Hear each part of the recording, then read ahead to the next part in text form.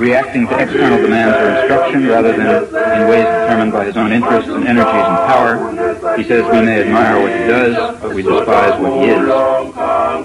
For Humboldt, then, man is born to inquire and create. And when a man or a child chooses to inquire or create out of his own free choice, then he becomes in his own terms an artist rather than a tool of production or a well-trained parent.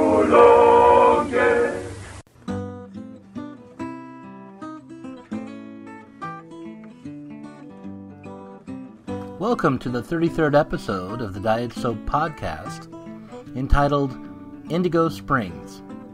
Today is Wednesday, November 25th, 2009, and I'm Douglas Lane, the editor of the zine called Diet Soap, and the host of this podcast.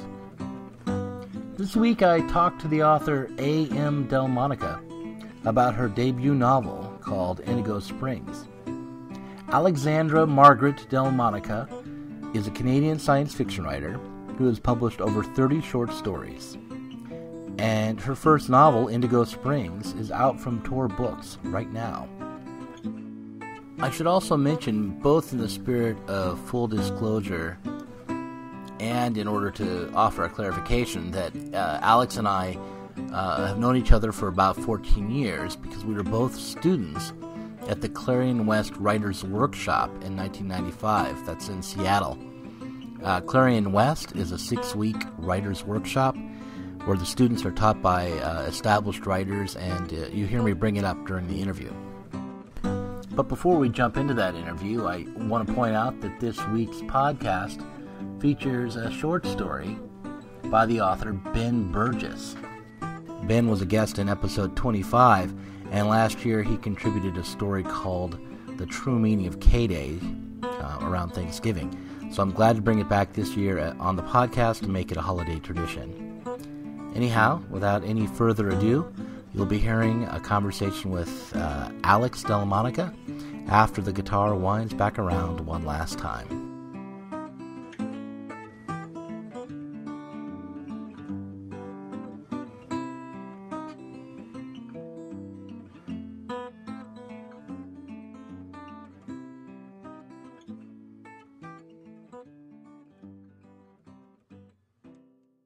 Alex, or AM Dellamonica, you are a Canadian science fiction writer who has published over 30 short stories in the field since the 1980s. You write in a number of subgenres, including science fiction and fantasy and alternative history. And your stories have been selected for the year's best science fiction anthologies in both 2002 and 2007. You teach creative writing at the UCLA Extension Writers Program. I guess that's an online program. And you review books and science fiction books for sci-fi.com. But the big news is that your first novel, Indigo Springs, is out now from Tor Books. So congratulations on that, and thanks for coming on to the Diet Soap Podcast. Oh, thanks very much, Doug. Do you need to add anything to your bio? That was actually very thorough. I do write mystery novels as well, but I don't have an actual contract for one yet, so that stage of my career has yet to take off, and everything else you covered extremely nicely. You even said the UCLA Extension Writers Program in exactly the way that they always ask us to say it. Well, good. Yeah, this is the power of Wikipedia. Mm-hmm. So, all knowledge is right there. I guess in the spirit of full disclosure, I should point out that you and I went to Clarion together, almost 15 years ago now? Yeah, we were both at Clarion West in 1995 in Seattle. Right. And, yeah, it does seem like a really long time ago. I have caught myself occasionally thinking, oh, that wasn't so long ago because I've actually added 10 years to it somehow and thought it was 2005. And I thought, oh, no, actually you are that old, Alex. Yes, right.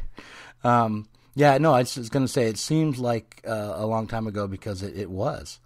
Yeah, but Yeah, I mean, there are people who were born then who can drive a car almost, I guess. No, I guess not. They're 2 years away from driving a car. So has your vision for your writing changed since we went to Clarion in 95? Has the world changed the way you look at writing?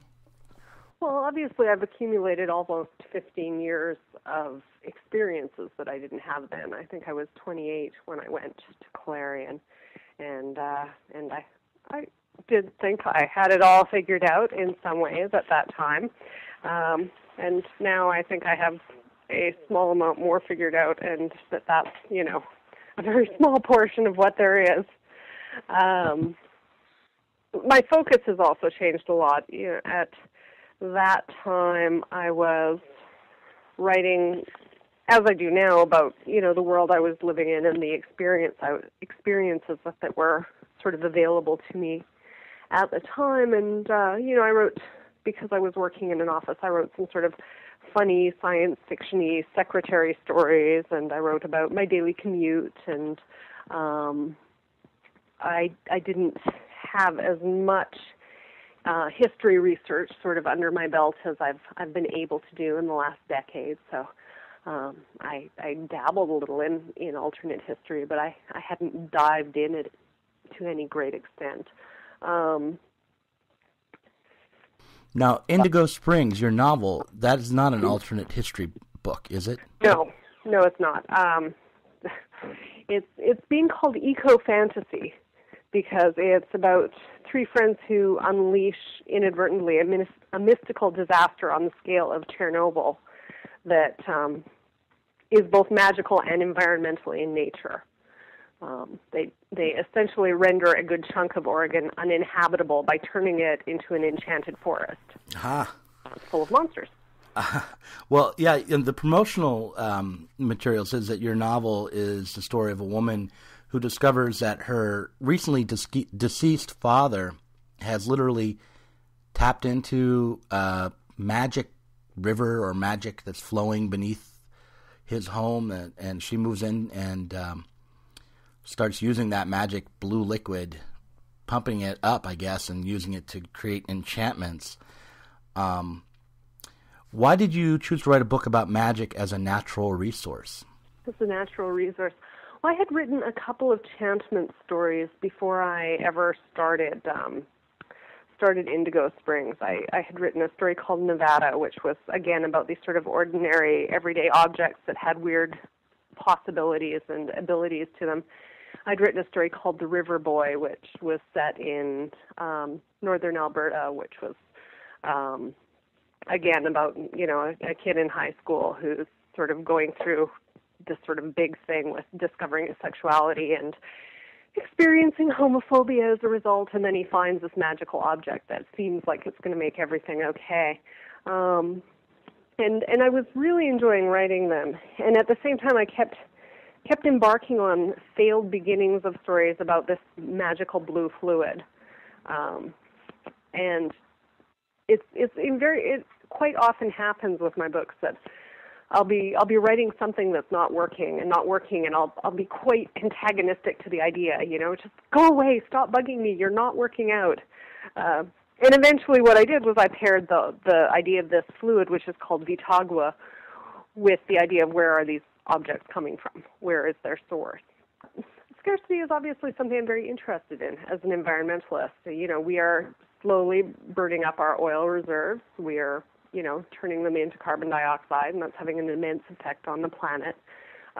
Canada talks a lot about, what's going to happen when our water resources are depleted, which, on the one hand seems like it would be impossible. We have so much water here.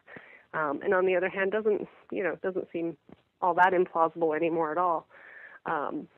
Scarcity is just very much on my mind, and this idea of the world out of balance and magic having this physical form, which is on the one hand very powerful and on the other hand very limited, it just paired very nicely with these enchantment stories I'd already been writing. When Mark Teppo was on the podcast, we talked about his book Lightbreaker, and a lot of the themes in his book are occult themes. And so we ended up talking about that, and I asked him, if those themes, those tropes that he was using for Lightbreaker were important to him in real life, or were they just convenient devices for his fiction? And it turned out, in his case, he had a real and sincere interest in gnosis and the occult. What is your relationship with the fantastic elements in your book? A lot of the items I chose to create enchantments within, a lot of the actual physical things that have magical powers in that first book particularly, because there's a sequel called Blue Magic that should be out next year, are treasured items from my childhood. Over the past couple of years particularly, I've spent a lot of time and effort reviewing my consumer habits and essentially trying to be very conscious about the things I buy and how I express my various desires economically. And, a side effect of that is that while I certainly don't never buy anything, I don't buy a lot of stuff if I don't need it or want it. But a lot of the things I still have around are these little bits and pieces from when I was quite young that I've been schlepping around with me forever. And then alongside them are the memories of other things that at one time in my life or another I was quite fond of. So I have quite a intense relationship with some of the actual objects in the story Nevada and the things in Indigo Springs. In terms of the sort of idea of magic being out of control and the fantasy element, it's there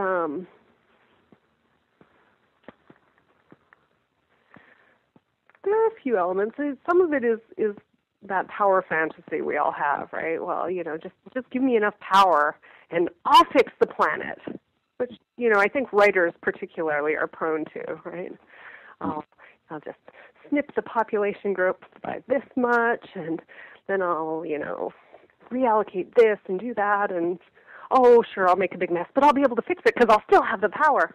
The enchantments are really thinly veiled superpowers, and, I am very much a comic book fan, too. I've always been a big comic reader, so there's certainly that element of that in there. And then the natural expression of that comes through a few things. I'm very much a person who appreciates natural world. I do a lot of nature photography. I spend a lot of time sort of out in the world looking at the birds and the flowers and the trees and the rocks and the water.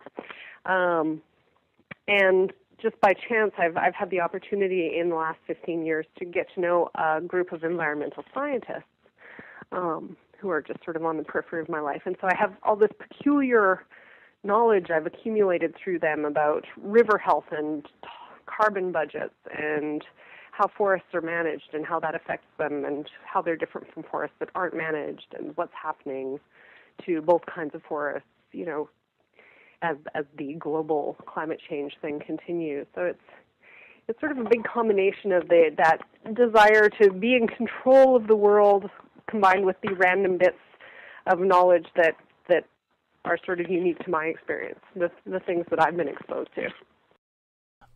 Okay, well, you gave me a lot to work with there. I'm gonna step back a little bit, and I'm gonna ask you a question about those objects, those personal objects that you chose to insert into your book. And I'm just going to ask you an easy question for me. Can you tell us what one of those objects were and what role it played in your childhood? Yeah, somewhere now I'm looking for it on my bookshelf in this house is a moth-eaten stuffed dog that appears in Nevada. It is probably 60 years old. It belonged to my mother, and I have no idea what it looked like originally. Like, it is so incredibly old and trashed. And it was something I decided I wanted, when I was in my late teens. It was some childhood treasure of hers that she'd more or less lost her connection with. And I ended up just taking it, even though I kind of knew my sister also wanted it, which is one of those things siblings do. And I've had it ever since, and it's in some ways it's sort of a residue of that my sister and I were fighting over this, and I won victory.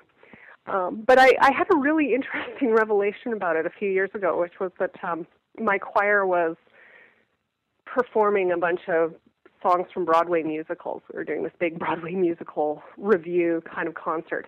And for the second half, we were all dressing up as a character in a musical.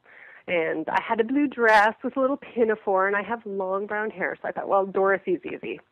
And so, I got up a very nice little Dorothy outfit, and I thought, well, Dorothy is nothing without Toto. So I went digging for Barb's old stuffed dog and, took it along with me. And it was a great costume, but about the third person who saw me, and it went, why do you have a bunny instead of a dog? I have had this thing in my life for as long as I've been alive. I have been carrying it around for my entire adult life, and I've never looked at it closely enough to realize that it's not, in fact, the animal I thought it was. And I thought, we do that all the time, right? Huh. We assume we know what something is, and we are completely wrong. So it was a brown bunny? It's a stuffed bunny. And okay, it's beat up, but it is not so beat up that I shouldn't have realized what kind of an animal it is. Who told you that it was a dog? I had that idea. I don't know if someone did tell me when I was young. I don't know if I just formed that idea when I was 3 and it was around the house. Huh. Did it make you stop and think, okay, well, what else in my life am I thinking that I know something about and I'm missing completely what's obvious right there in front of me? Absolutely. And I do think that we all do this all the time. We make fundamental assumptions about what we know. We make decisions based on that knowledge, and we're reacting to dogs when, in fact, we're holding bunnies.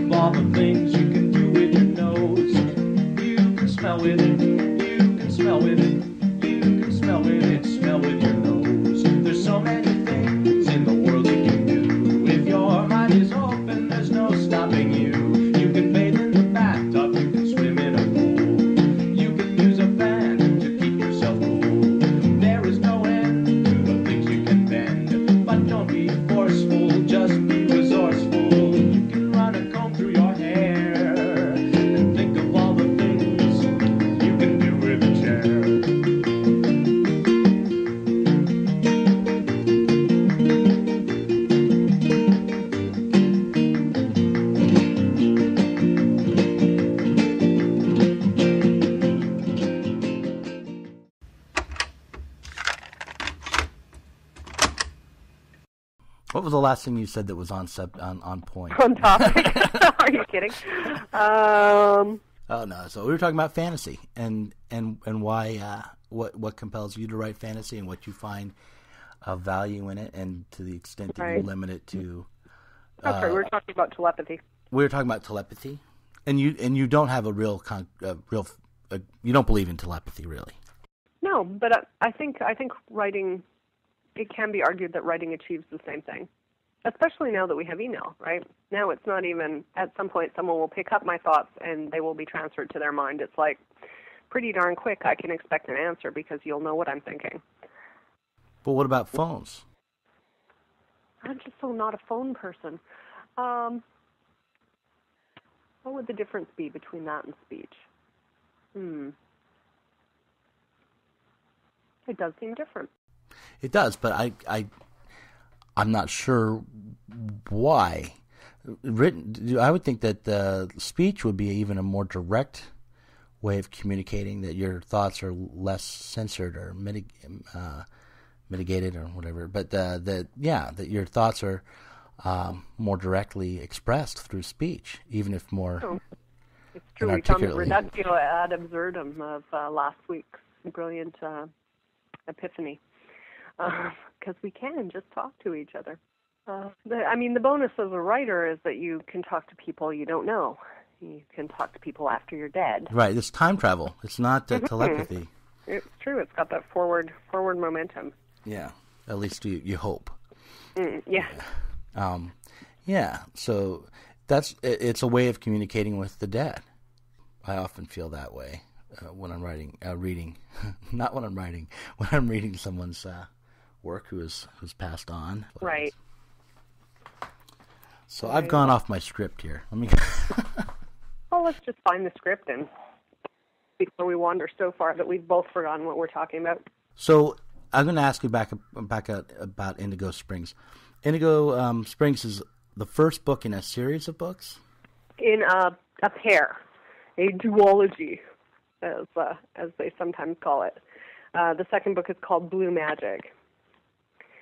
And it's finished. It's sitting in New York waiting editorial comment.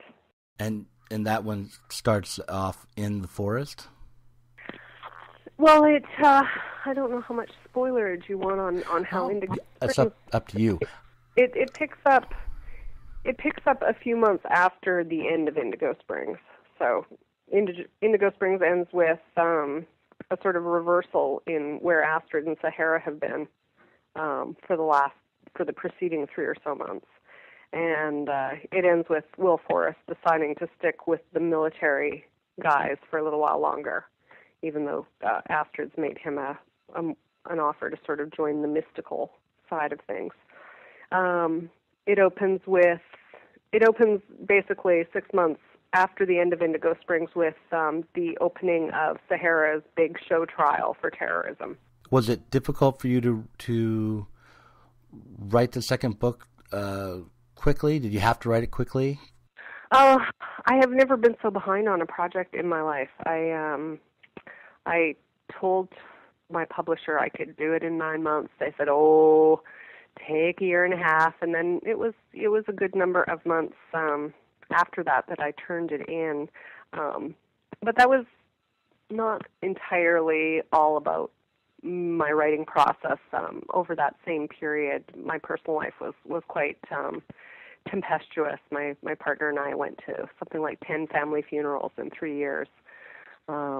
And yeah, so we were constantly on the road. There were crises erupting left, right, and center, and the writing occasionally just had to wait.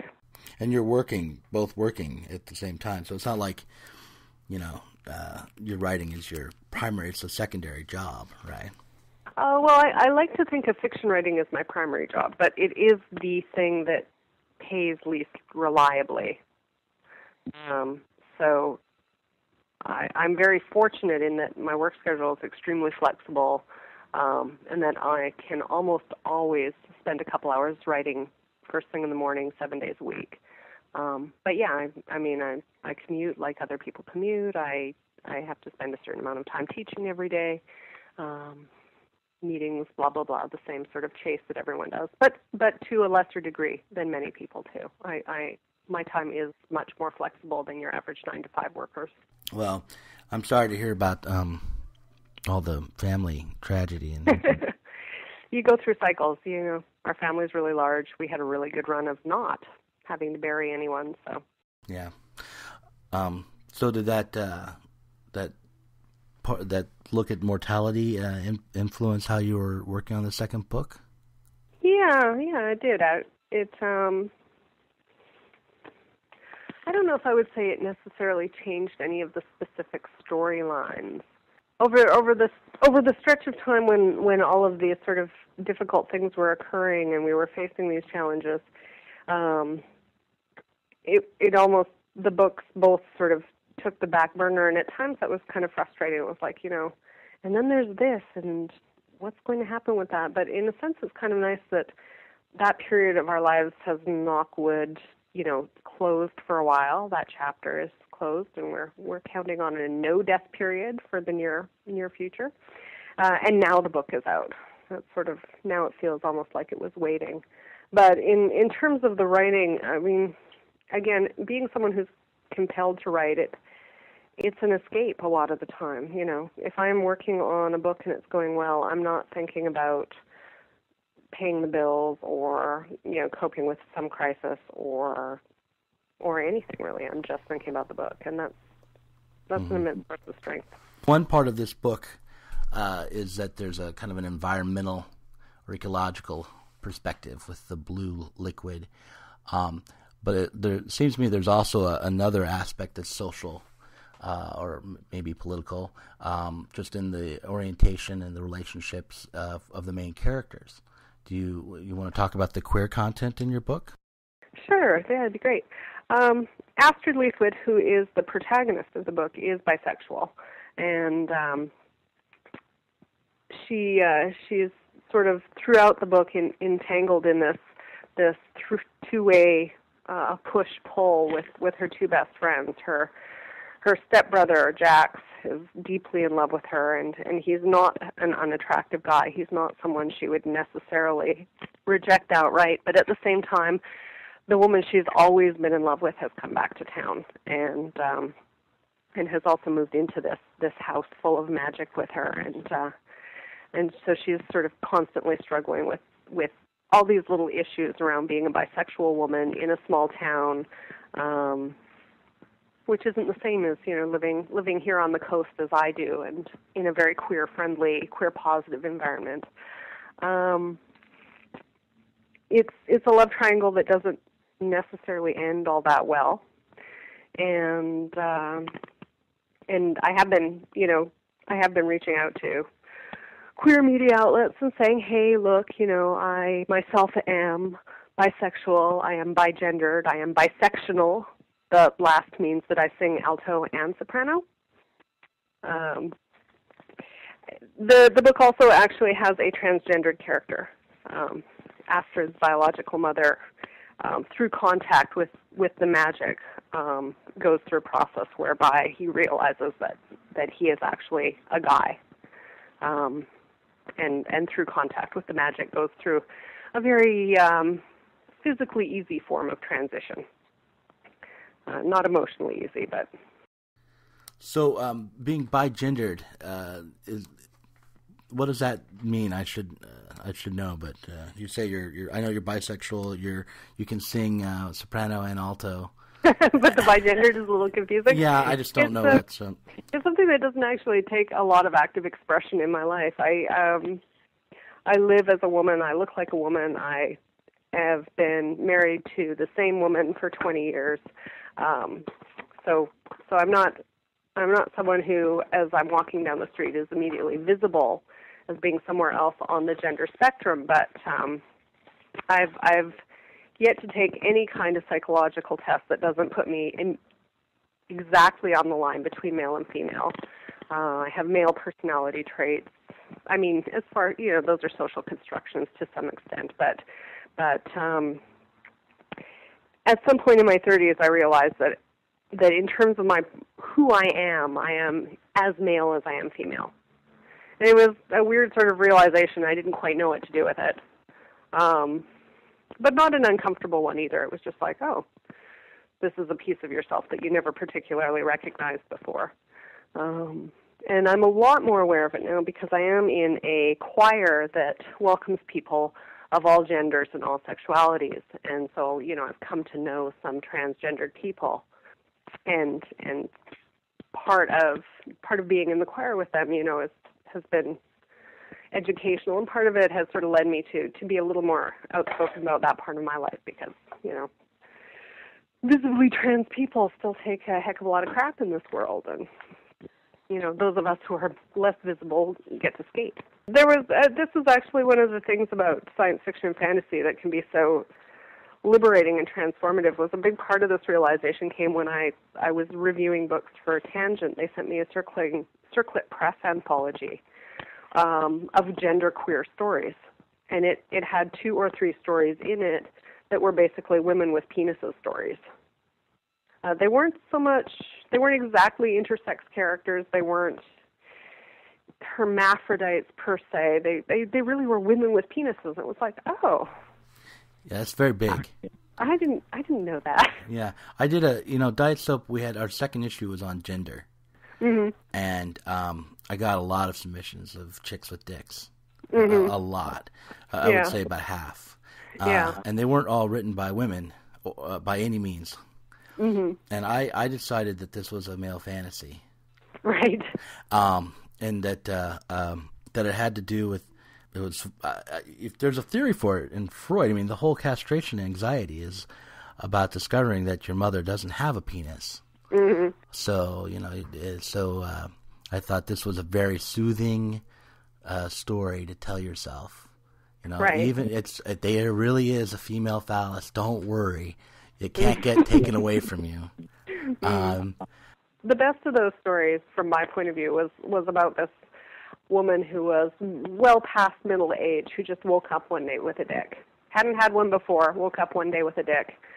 Realized she could pass as a guy, and she makes a day of going from cafe to cafe, loading up on fluids, and then peeing in the men's room, and experiences that part of male culture that she'd never experienced before. And it's just this lovely, gentle story. It has so many interesting elements in it, and I wish I had the title and author name in front of me so I could plug it properly. But yeah, there was a real sense of recognition. Have you ever heard the Uncle Bonsai song "Penis Envy"?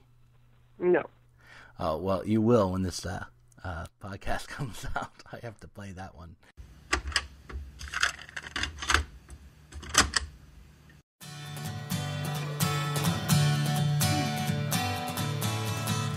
If I had a penis, I'd wear it outside, in cafes and car lots with pomp and with pride. If I had a penis, I'd pamper it proper. I'd stay in the tub and use me as the stopper. If I had a penis, I'd take it to parties, stretch it and stroke it and shove it at Smarties. I'd take it to pet shows and teach it to stay.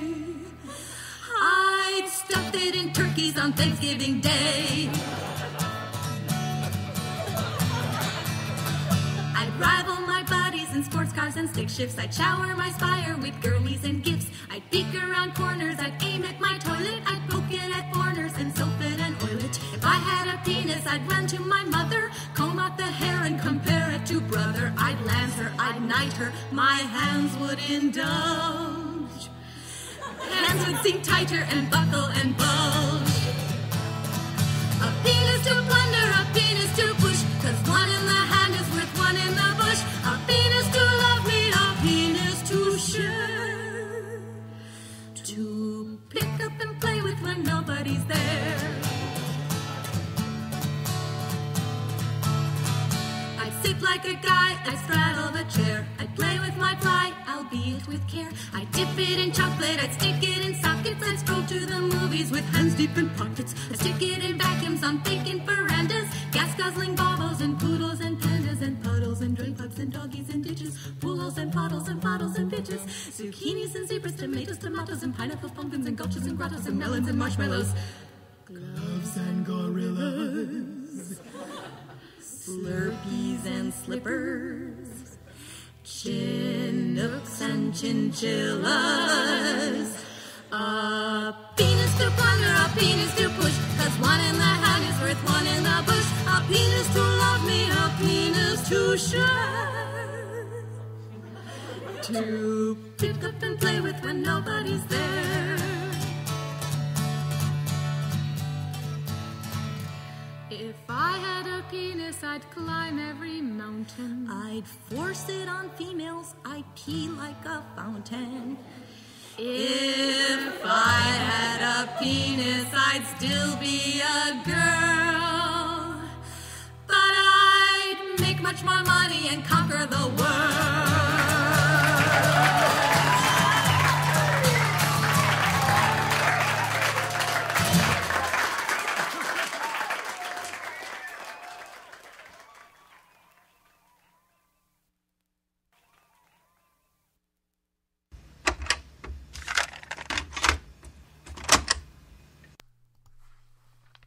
The True Meaning of K-Day by Ben Burgess.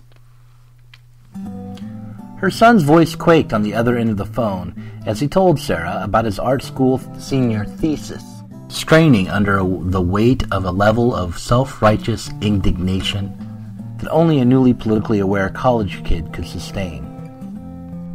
Mom, I want to force people to really think about that whole juxtaposition. What with what was going on back in the 50s? All those crew-cut office workers parked at the drive-ins in Levittown, watching cheesy sauerkraut westerns with their racially pure blonde housewives and 1.5 children, while Jews and communists and so-called degenerate artists were being forced to dig their own graves 50 miles upstate. I mean, even in the 80s, long after the German troops left, there were still... Sarah sighed and put down her little black cell phone.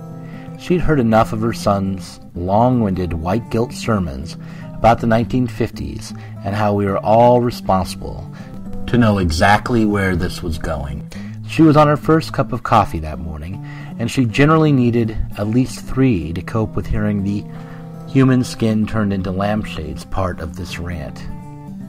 Sarah closed her eyes, picked up the phone, and tried to slip a cheerful, supportive tone into her voice before interrupting her son. That sounds really interesting, Will. Maybe I can actually see it this weekend. I don't know, Mom. Maybe I should just stay in New York this year. I've got a lot to... No, absolutely not. I already bought your monorail ticket. This is the first year since the divorce that we'll all be having K-Day together as a family, and it's your brother's first time to break the star. You're not missing it. Will sighed theatrically into the phone. Don't worry, I'll be there. She did, though. Sarah worried all week, and she kept on worrying as she drove the hour and a half from East Lansing to the monorail station in Detroit that Friday. She didn't stop worrying until she actually saw the sleek silver train slide into the station, and her son climbed down onto the filthy platform to meet her. They'd argued for so long about whether he was even coming home for K-Day break this year. He'd been spewing all that politically correct garbage he'd soaked up in college, what a horrible thing K-Day was, and how he didn't want to participate, and this year he really seemed to mean it. After a frantic week of mixing cranberry sauce, getting the pies, pumpkin and pecan this year, ready to go into the oven, and buying the pork and the hat and everything, not to even mention stopping Joey Jr. from trying to ride the dog, forcing herself to be civil to that blonde bitch Joey Sr. had married after the divorce, and, well, after everything, the last thing Sarah needed was for Will to refuse to even show up. Like she told him during the ride back to East Lansing, Sarah didn't believe this was about the poor, oppressed Yids anyway. Jewish Americans, Will corrected her between clenched teeth. Will must know that K-Day wasn't really about that anymore. She'd explained it to him so many times. The history was just that, history. K-Day was about family. It was an excuse to stuff your face and watch football. What on earth was wrong with that? Sarah knew perfectly well what the real reason was that Will hadn't wanted to come home for K-Day was because he didn't want to see his father. It was obvious. Will rolled his eyes in the back seat. The strap was broken, so no one sat in the front passenger seat anymore. But she knew that she was right. Look, believe me, I understand. Sarah kept one hand on the steering wheel, clutching her travel mug of black coffee in the other, as she tried to make eye contact with Will in her rearview mirror. But what happened between us has nothing to do with you. Your father loves you just as much as I do, and I want you two to bury the hatchet. Will stopped arguing for a while, and Sarah let herself hope that some of this was sinking in. But when they got home, Will barely shook Joey Sr.'s hand before stalking off to his room to work on his art project. He'd given the golden retriever Lizzie a warmer greeting than he'd given his own father. When everyone else was gone, even little Miss Bimbo, who'd offered to put Joey Jr. to bed, Sarah and Joey Sr. sat by the fireplace and drank port. Sarah sighed in contentment and sipped at her glass. Things had been so nasty after the divorce. It'd taken years for her and Joey to get to the point where they could enjoy a companionable moment like this as friends. She almost hated to ruin it by bringing up Will, but she knew that she had to. You really should talk to him. Joey squirmed on the couch, dislodging Lizzie's head from his leg. I don't know. All he wants to talk about these days is all that communist shit from art school.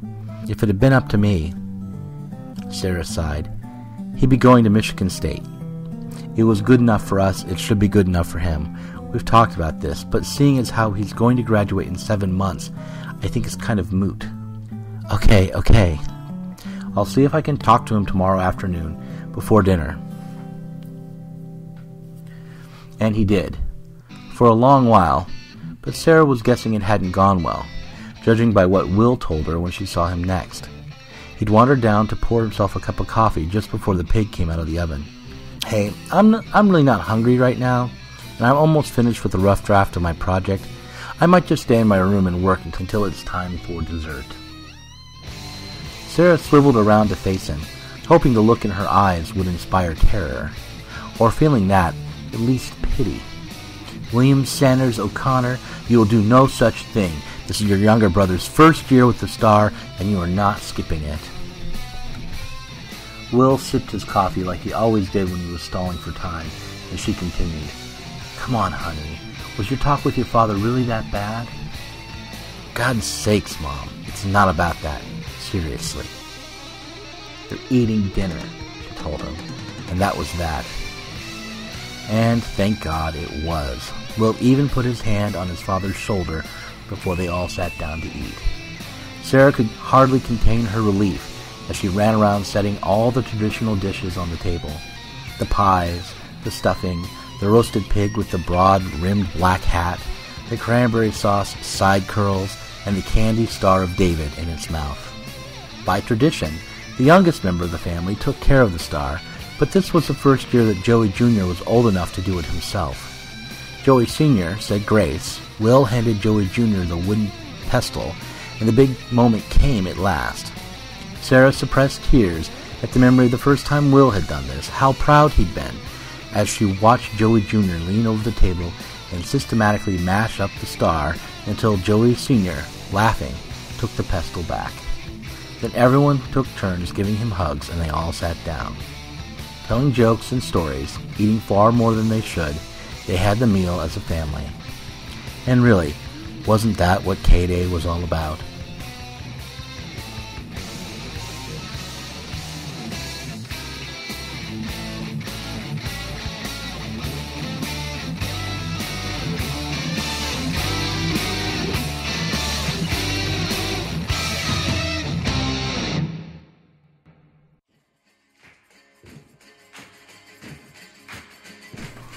Well, that just about wraps up the 33rd episode of the Diet Soap Podcast.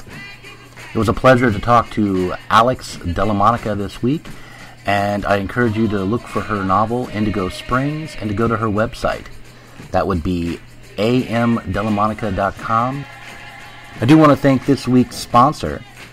Paul H. made a kind donation through the PayPal donate button at the Diet Soap website at Podomatic.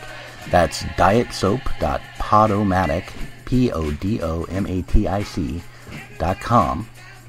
I also received emails, comments, and Facebook messages from Terry I, Stupid Culture, Ken H., Scott from Tokyo, and Adam B. I didn't get any voicemail this week, but that's probably because I didn't remember to say the phone number on last week's podcast. So grab a pen, and I'll repeat that phone number now. You can leave a message at 971-285-4604. That's 971-285-4604. This is a way to become a contributor to the Diet Soap Podcast. You can contribute your voice message. Again, the email to write to is douglane@dietsoap.org. That's Doug Lane, L-A-I-N. Look for me on Facebook as well. I'm the Douglas Lane in Portland, Oregon. Or give me a call and get on the podcast. Again, 971-285-4604. The music on this week's podcast included Chris Isto-White's song, Think of All the Things You Can Do with a Chair, from his CD 41 Happy Songs, Uncle Bonsai's 1984 hit Penis Envy from their album A Lonely Grain of Corn, John Lennon's hit with the Plastic Ono Band, Give Peace a Chance, and of course Arlo Guthrie's Alice's Restaurant as lifted from YouTube. You heard B.S. Kumazan's version, J.D. Lowe 77's version, and Jeff Fiorentino's Shredded Turkey Electric Guitar Jam version.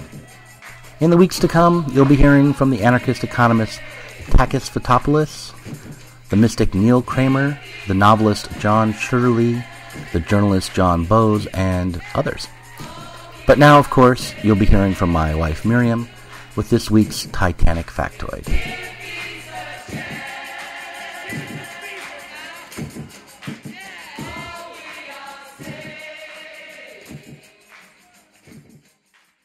Women and children first is the rule of the sea, and when the lifeboats were being loaded on the Titanic, this was definitely the case.